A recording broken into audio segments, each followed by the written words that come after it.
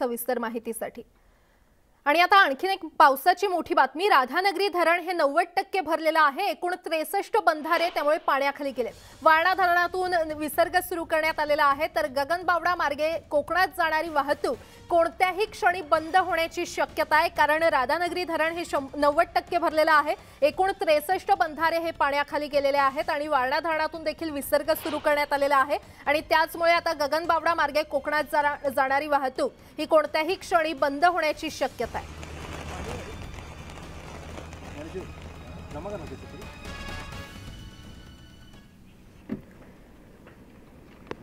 तिकडे रत्नागिरीमध्ये सुरू असलेल्या मुसळधार पावसामुळे काजळी नदीने धोक्याची पातळी ओलांडलेली आहे। रत्नागिरी आणि लांजा तालुक्याला जोडणाऱ्या चांदेराई पुलावरून पाणी जात असल्याने वाहतूक ठप्प झाली आहे। त्यामुळे येथील गावांचा संपर्क तुटलाय। येथील बाजारपेठेत देखील पुराचे पाणी घुसलेले आहे।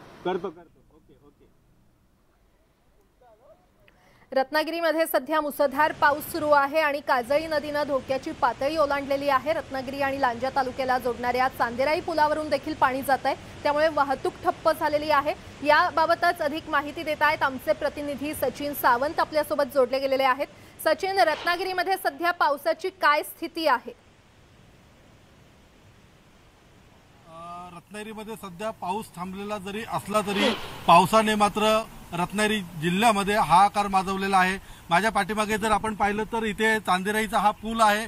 हा पूल जो आहे इथून पूर्ण पलीकडच्या साईडला चांदेराई गाव आहे आणि गावाच्या बाजारपेठेमध्ये संपूर्ण पाणी भरलेलं आहे आणि हे पाणी या बाजारपेठेची दुकानं जी आहेत ही पाण्याखाली गेलेली आहेत। याच रोडवरनं म्हणजे हा पर्यायी मार्ग लांजा तालुक्याला जोडणारा पर्यायी मार्ग म्हणून देखील या चांदेराई पुलाला ओळखलं जातं आणि या इथून जवळजवळ 10 ते 12 गावं जी आहेत ते या पुलाच्या पलीकडे आहेत आणि ह्या गावाचा संपर्क पूर्णपणे तुटलेला आहे।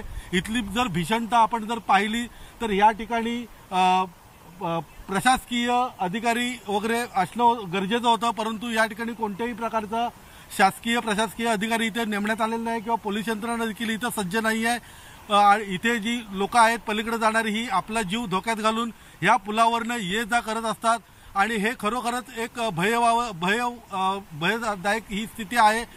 इथे येथील जी नागरिक आहेत हे नागरिक देखील आता भीतीच्या छायेखाली आहे। आपल्याबरोबर काही नागरिक आहेत, स्थानिक नागरिक आहेत, आपण जाणून घेऊ त्यांच्याकडून। काय सांगाल? आता हा पूल जो आहे हा पाण्याखाली गेलेला आहे, हा पूल जो आहे हा पाण्याखाली गेलेला आहे। आपण इथले स्थानिक नागरिक आहात, काय सांगाल ही परिस्थिती? आज सकाळी इथे आमचा उंबरे गावामध्ये पोलीस पाटील दिनेश कांबळे 11 वाजल्यापासून ते 2 वाजेपर्यंत इथे माझ्या समोर उभा होता।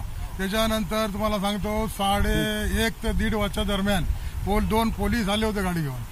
त्यांनी पाहिली इथे पाहणी केली आणि 15 मिनिटात ते लोक गेले। ते काही ते थांबले नाही, इथे आमदार किंवा खासदार कोण आलेला नाही। आणि आज परिस्थिती चांदेरीमध्ये अशी आहे, चांदेरी इब्राहिमपट्टणमध्ये फार परिस्थितीमध्ये म्हणजे कठीण आहे त्यांची आज राहण्याची। आज म्हणजे म्हणण्याचा उद्देश असा माझा की आज इथे इलेक्शनच्या टायमाला आमदार खासदार सर्व पाय पडायला येतात, पण आज आम्ही अडचणी असल्यामुळे इथे कोण येत नाही। नक्कीच इथे ग्रामस्थ असे सांगताना दिसतात की इथे आम्ही अडचणीत आहे, इथे कोणतेही लोकप्रतिनिधी किंवा इतर अधिकारी देखील इथे येताना आपल्याला दिसत नाही आणि ही खरोखरच एक सचिन, याबाबत अधिकही माहिती तुमच्याकडून वेळोवेळी घेत राहू। तुर्तास धन्यवाद या सविस्तर माहितीसाठी। दरम्यान रत्नागिरी जिल्ह्यातील दापोली मंडणगड तालुक्याला जोडणारा महाड रेवतळे नदीवरील पूल हा पाण्याखाली गेल्याने 4 तास वाहतूक ठप्प झाली आहे। अनेक एसटी बस तसंच अन्य गाड्या पुलावरून पाणी जात असल्याने दोन्ही बाजूला अडकून पडलेले आहेत। महाड आणि आजूबाजूच्या परिसरात पावसाचा जोर कायम असल्याने पुराच्या पाण्यात वाढ होत असून स्थिती अधिक गंभीर होती आहे।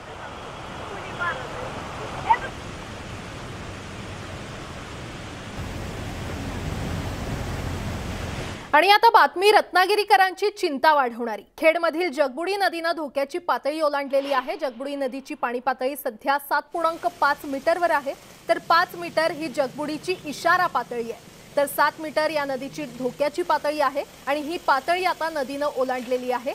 पावसाचा जोर जर असाच कायम राहिला तर शहरात पाणी भरण्याची शक्यता आहे, त्यामुळे नदीकाठच्या गावांना सतर्कतेचा इशारा देण्यात आलाय।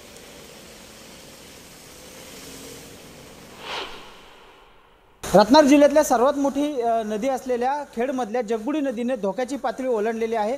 जगबुडी नदीची आत्ताची पातळी 7.5 मीटर इतकी झालेली आहे। माझ्या पाठी आपण बघू शकता की शहरामध्ये पाणी शिरायला सुरुवात झालेली आहे। आपण बघतोय की मच्छी मार्केटचा जो परिसर आहे तो आता सध्या पाण्याखाली आहे। आणि नदीचं पाणी हे पात्राबाहेर येऊन अक्षरशः या ठिकाणी आलेलं आहे। काही हॉटेलवाले आहेत किंवा इथले दुकानदार आहेत, हे या ठिकाणी आपला माल सुरक्षित ठिकाणी नेण्यासाठी धडपडत आहेत। या बाजूला जर आपण बघितलं तर जे टेम्पो लागलेले आहेत आणि ते टेम्पो आहे ते दुकानातला आपला माल आहे तो सुरक्षित ठिकाणी नेण्यासाठी टेम्पो लागलेले आहेत। काही आपत्कालीन परिस्थितीत या ठिकाणी होडी देखील या ठिकाणी तयार ठेवण्यात आलेली आहे। एकंदरीतच बघितलं तर पावसाचा जोर हा कायम आहे आणि पावसाचा जोर असाच कायम राहिला तर नदीच्या पाण्याच्या पातळीत आणखी वाढ होऊन शहरामध्ये पूर भरण्याची शक्यता जी आहे ही या ठिकाणी वर्तवण्यात येत आहे। त्यामुळे प्रशासनाने देखील नदीकाठच्या गावांना सतर्कतेचा इशारा दिलेला आहे। चंद्रकांत बनकर, न्यूज 18 लोकमत, खेड, रत्नागिरी। गेल्या 24 तासांपासून कोल्हापूरमध्ये पावसाचा जोर वाढला असून पंचगंगा नदीची वाटचाल इशारा पातळीकडे सुरू आहे। 11 ते 12:30 या दरम्यान पंचगंगा नदीच्या पाणी पातळीमध्ये मोठी वाढ झाली असून तब्बल 5 फूट 7 इंच इतक्या प्रमाणात ही वाढ झाल्यानं प्रशासन सतर्क झालंय। जिल्ह्यातील लहान मोठी धरणं भरत असून त्यातूनही विसर्ग सुरू असल्यानं नदीकाठच्या गावांना सतर्कतेचा इशारा देण्यात आलाय।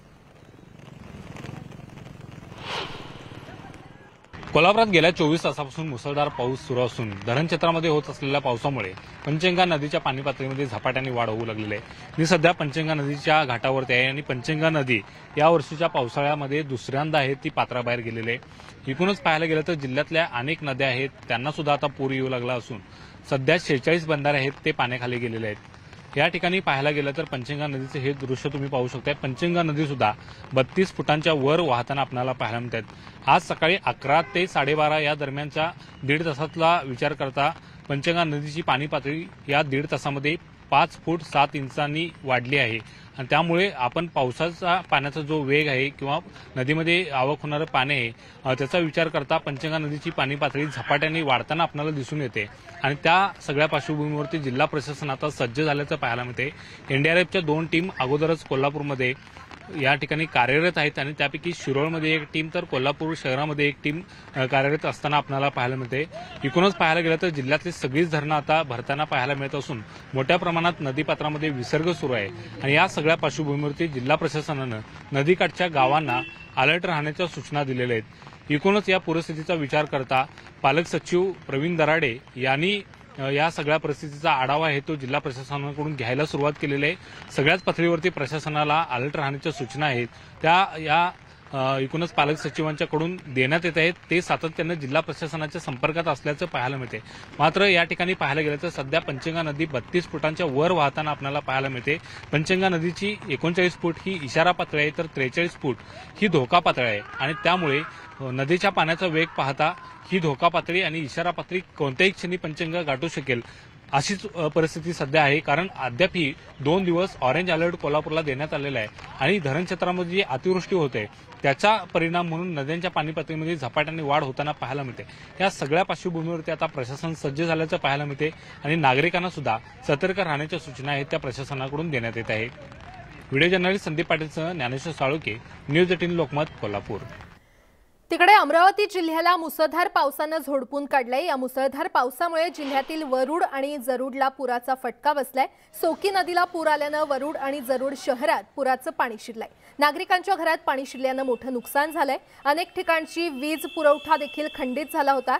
तर वरुड इथे आलेल्या पुरानं मिरची प्लॉट, हनुमान नगरसह जरुड, मांगरुली पेठ आदी गावांना फटका बसलाय। हजारो नागरिक उघड्यावर आले असून शाळेमध्ये तात्पुरता निवारा दिलाय।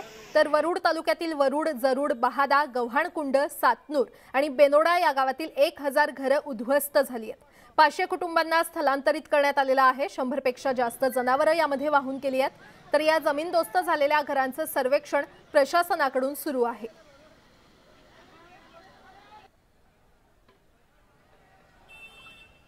तिकडे वाशिममध्ये मुसळधार पाऊस कोसळतोय। मुसळधार पावसामुळे मालेगाव ते पांगरी, नवघरे आणि वाशिम ते शिरपूर हे दोन्ही रस्ते बंद झाल्यानं अनेक गावांचा संपर्क तुटलाय। दरम्यान पांगरी ग्रामस्थांना हा एकमेव पूल असल्यानं त्यांना आपला जीव धोक्यात घालून पुलावरून ये-जा करावी लागते। दरम्यान या पुलाची उंची वाढवावी अशी मागणी होतीये।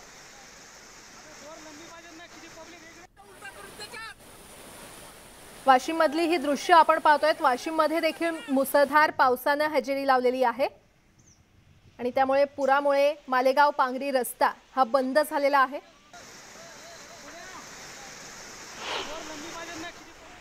तर वाशिम तालुक्यातील अतिवृष्टीमुळे तोंडगाव गावाला लागून असलेल्या चंद्रभागा नदीला मोठा पूर आलाय। नदीच्या पुलावरून पाणी वाहत असल्यामुळे वाशिम, तोंडगाव, केकत, उमरा आणि देवठाणा या गावांचा संपर्क तुटलाय।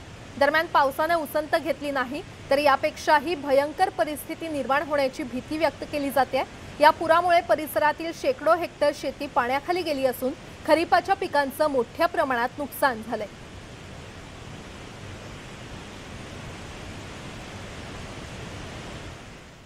सटाणा, मालेगाव आणि दिंडोरी भागात सलग जोरदार पाऊस होत असल्यामुळे गिरणा नदी दुथडी भरून वाहते। त्यामुळे नांदगाव भागात असलेल्या गिरणा डॅम मधील पाण्याच्या पातळीत झपाट्याने वाढ होते। धरणाचे 6 वक्रद्वार 1 फुटाने उघडण्यात आलेले आहेत। त्यातून 7128 क्युसेक वेगाने नदी पात्रात पाण्याचा विसर्ग होतोय। नाशिकमधली ही दृश्य, गिरणा नदीने धोक्याची पातळी ओलांडलेली आहे। त्यामुळे नदीकाठच्या गावांना नागरिकांना सतर्कतेचा इशारा देण्यात आलेला आहे। गिरणा नदीतून पाण्याचा विसर्ग इथे सुरू करण्यात आलेला आहे आणि त्याच पार्श्वभूमीवर नदीकाठच्या नागरिकांना धोक्याचा इशारा देण्यात आलाय।